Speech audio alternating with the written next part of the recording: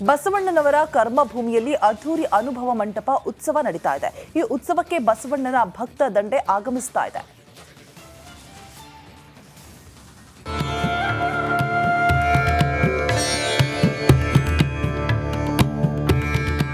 ಮಧುವಣಗಿತ್ತಿಯಂತೆ ಸಿಂಗಾರಗೊಂಡಿರುವ ಬಸವನಾಡು, ರಾರಾಜಿಸುತ್ತಿರುವ ಕಟೌಟ್ಗಳು, ಎಲ್ಲಿ ನೋಡಿದರೂ ಬಸವ ಭಕ್ತರು, ಚಳಿಯನ್ನು ಲೆಕ್ಕಿಸದೆ ಹರಿದು ಬಂದಿರುವ ಜನಸಾಗರ, ಹೋಳಿಗೆ ತುಪ್ಪ, ಶೇಂಗಾ ಹೋಳಿಗೆ, ರೊಟ್ಟಿ, ಹುಗ್ಗಿ ಸವಿದ ಶರಣರು.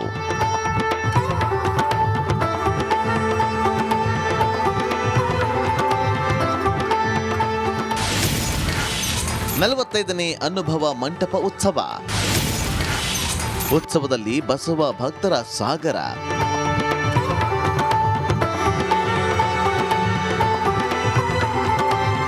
ಬಸವಣ್ಣನವರ ಕರ್ಮಭೂಮಿ ಬೀದರ್ನ ಬಸವ ಕಲ್ಯಾಣದಲ್ಲಿ 45ನೇ ಶರಣ ಕಮ್ಮಟ ಹಾಗೂ ಅನುಭವ ಮಂಟಪ ಉತ್ಸವ ನಡೆಯುತ್ತಿದೆ. ಮೇಘಾಲಯದ ರಾಜ್ಯಪಾಲರಾದ CH ವಿಜಯಶಂಕರ್ ಈ ಉತ್ಸವಕ್ಕೆ ಚಾಲನೆ ನೀಡಿದರು.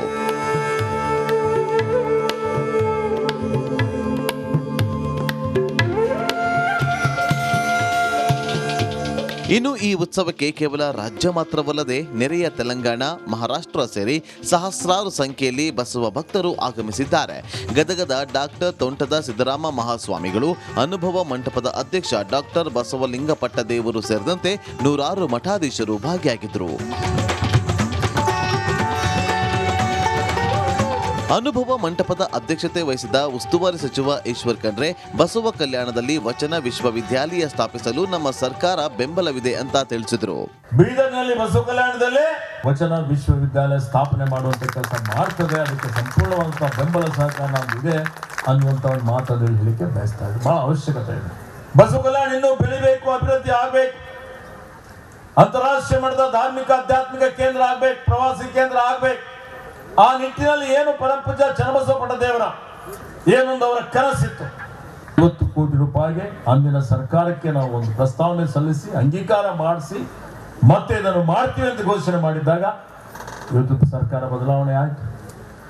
ಅದಾದ್ಮೇಲೆ ಅದೇ ವಿನ್ಯಾಸ ಮತ್ತೆ ಶಂಕುಸ್ಥಾಪನೆ ಮಾಡಿ ಮಾನ್ಯ ಯಡಿಯೂರಪ್ಪನವರು ಇದ್ದಾಗ 200 ಕೋಟಿ ರೂಪಾಯಿ ಮಂಜೂರಿ ಆಗಿ ಈಗ ಇವತ್ತು ತಾವೇ ನೋಡ್ತಾ ಇದ್ದೀರಿ ಆ ನೂತನವಾದಂತಹ ಅನುಭವ ಮಂಟಪ ಕಟ್ಟಡ ಇದೆ.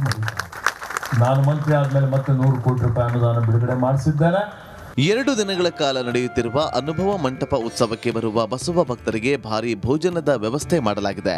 ಭಕ್ತರು ರುಚಿಯಾದ ಶೇಂಗಾ ಹೋಳಿಗೆ, ಜೋಳದ ರೊಟ್ಟಿ, ಗೋಧಿ ಹುಗ್ಗಿ, ದಪಾಟಿ, ತುಪ್ಪ ಹೋಳಿಗೆಯನ್ನ ಸವಿದಿದ್ದಾರೆ. ಇನ್ನು ಅನುಭವ ಮಂಟಪ ಉತ್ಸವ ಹಿನ್ನೆಲೆ ಇಡೀ ಬಸವ ಕಲ್ಯಾಣ ಮಧುವಣಗಿತ್ತಿಯಂತೆ ಸಿಂಗಾರಗೊಂಡಿದೆ. ಉತ್ಸವದ ಮೊದಲನೇ ದಿನ ಬಸವ ಭಕ್ತ ಸಾಗರವೇ ಕಲ್ಯಾಣದತ್ತ ಹರಿದು ಬಂದಿತ್ತು. ಇವತ್ತು ಭಾನುವಾರ ಹಿನ್ನೆಲೆ ಭಕ್ತರ ಸಂಖ್ಯೆ ದುಪ್ಪಟ್ಟು ಆಗುವ ಸಾಧ್ಯತೆ ಇದೆ. ಮಲ್ಲಿಕಾರ್ಜುನ್ ಮರ್ಕಲೆ, ರಿಪಬ್ಲಿಕ್ ಕನ್ನಡ, ಬೀದರ್. ಸಮುದ್ರದಲ್ಲಿನ ಜೀವಂತ ಜಲಚರಗಳು ನೋಡ ಸಿಗೋದು ಅಪರೂಪ. ಅದರಲ್ಲೂ ಕರಾವಳಿ ಭಾಗದ ಅದೆಷ್ಟೋ ಜನರು ಕೆಲ ಮೀನುಗಳನ್ನ ಇದುವರೆಗೂ ನೋಡಿರಲ್ಲ. ಹೀಗಾಗಿ ಉತ್ತರ ಕನ್ನಡ ಜಿಲ್ಲೆಯಲ್ಲಿ ಅದ್ಭುತ ಮತ್ಸ್ಯ ಮೇಳವನ್ನ ಆಯೋಜನೆ ಮಾಡಲಾಗಿದೆ.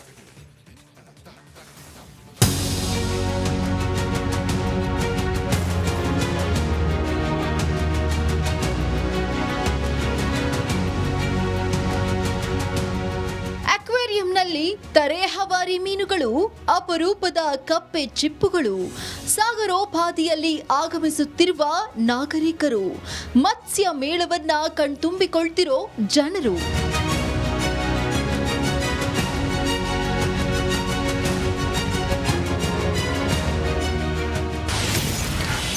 ಮುರುಡೇಶ್ವರದಲ್ಲಿ ಅದ್ಭುತ ಮತ್ಸ್ಯ ಮೇಳ, ಅಪರೂಪದ ಜಲಚರ ಕಣ್ತುಂಬಿಕೊಂಡ ಜನ.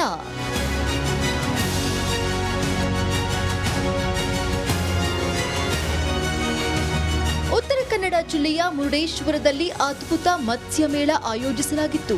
ವಿಶ್ವ ಮೀನುಗಾರಿಕಾ ದಿನಾಚರಣೆ ಅಂಗವಾಗಿ ಮೀನುಗಾರಿಕಾ ಇಲಾಖೆ ಮತ್ಸ್ಯ ಮೇಳವನ್ನ ನಡೆಸಲಾಗಿತ್ತು.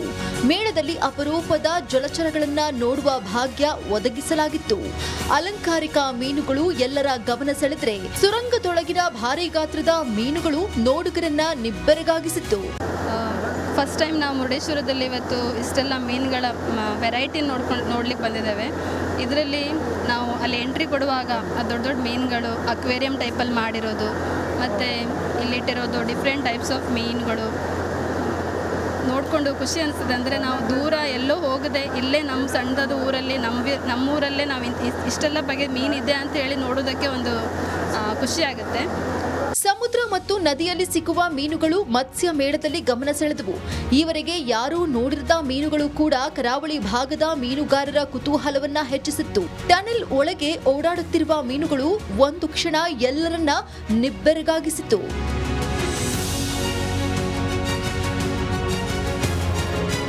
ರಾಷ್ಟ್ರೀಯ ಗ್ರಾಮೀಣ ಜೀವನೋಪಾಯ ಅಭಿಯಾನ ಉತ್ತರ ಕನ್ನಡ ಜಿಲ್ಲೆ ಸಂಜೀವಿನಿ ಮಾರ್ಟನ್ನು ಸ್ಟಾರ್ಟ್ ಮಾಡಿದ್ದೀವಿ.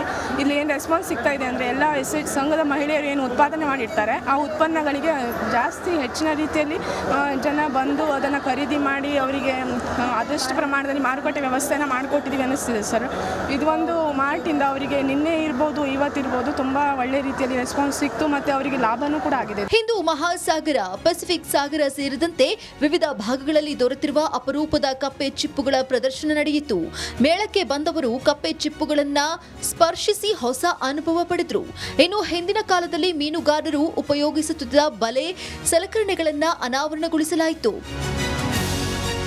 ಒಟ್ಟಾರೆ ಮೀನುಗಾರಿಕಾ ಸಚಿವ ಮಂಕಾಳ ವೈದ್ಯ ತಮ್ಮ ಕ್ಷೇತ್ರದಲ್ಲಿ ಅದ್ಭುತ ಮತ್ಸ್ಯ ಮೇಳ ಆಯೋಜಿಸಿ ಮೀನುಗಾರಿಕೆಯ ಪರಿಚಯವನ್ನ ಮಾಡಿಕೊಟ್ರು.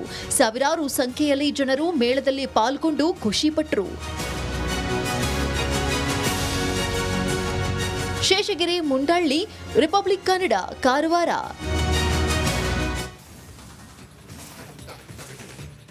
ಬಸವಣ್ಣನವರ ಕರ್ಮಭೂಮಿಯಲ್ಲಿ ಅದ್ಧೂರಿ ಅನುಭವ ಮಂಟಪ ಉತ್ಸವ ನಡೀತಾ ಇದೆ. ಈ ಉತ್ಸವಕ್ಕೆ ಬಸವಣ್ಣನ ಭಕ್ತ ದಂಡೆ ಆಗಮಿಸ್ತಾ ಇದೆ.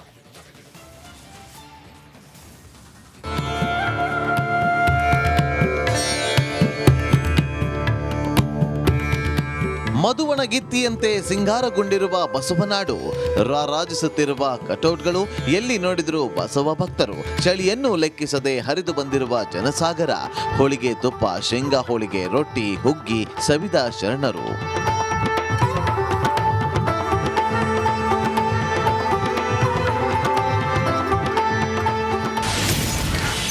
ನಲವತ್ತೈದನೇ ಅನುಭವ ಮಂಟಪ ಉತ್ಸವ. ಉತ್ಸವದಲ್ಲಿ ಬಸವ ಭಕ್ತರ ಸಾಗರ.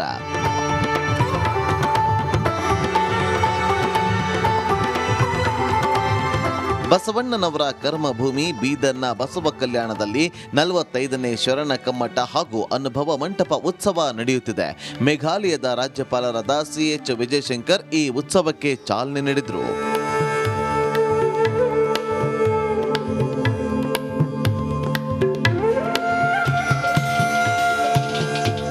ಇನ್ನು ಈ ಉತ್ಸವಕ್ಕೆ ಕೇವಲ ರಾಜ್ಯ ಮಾತ್ರವಲ್ಲದೆ ನೆರೆಯ ತೆಲಂಗಾಣ, ಮಹಾರಾಷ್ಟ್ರ ಸೇರಿ ಸಹಸ್ರಾರು ಸಂಖ್ಯೆಯಲ್ಲಿ ಬಸವ ಭಕ್ತರು ಆಗಮಿಸಿದ್ದಾರೆ. ಗದಗದ ಡಾಕ್ಟರ್ ತೋಂಟದ ಸಿದ್ದರಾಮ ಮಹಾಸ್ವಾಮಿಗಳು, ಅನುಭವ ಮಂಟಪದ ಅಧ್ಯಕ್ಷ ಡಾಕ್ಟರ್ ಬಸವಲಿಂಗಪಟ್ಟದೇವರು ಸೇರಿದಂತೆ ನೂರಾರು ಮಠಾಧೀಶರು ಭಾಗಿಯಾಗಿದ್ದರು. ಅನುಭವ ಮಂಟಪದ ಅಧ್ಯಕ್ಷತೆ ವಹಿಸಿದ ಉಸ್ತುವಾರಿ ಸಚಿವ ಈಶ್ವರ್ ಖಂಡ್ರೆ, ಬಸವ ಕಲ್ಯಾಣದಲ್ಲಿ ವಚನ ವಿಶ್ವವಿದ್ಯಾಲಯ ಸ್ಥಾಪಿಸಲು ನಮ್ಮ ಸರ್ಕಾರ ಬೆಂಬಲವಿದೆ ಅಂತ ತಿಳಿಸಿದರು.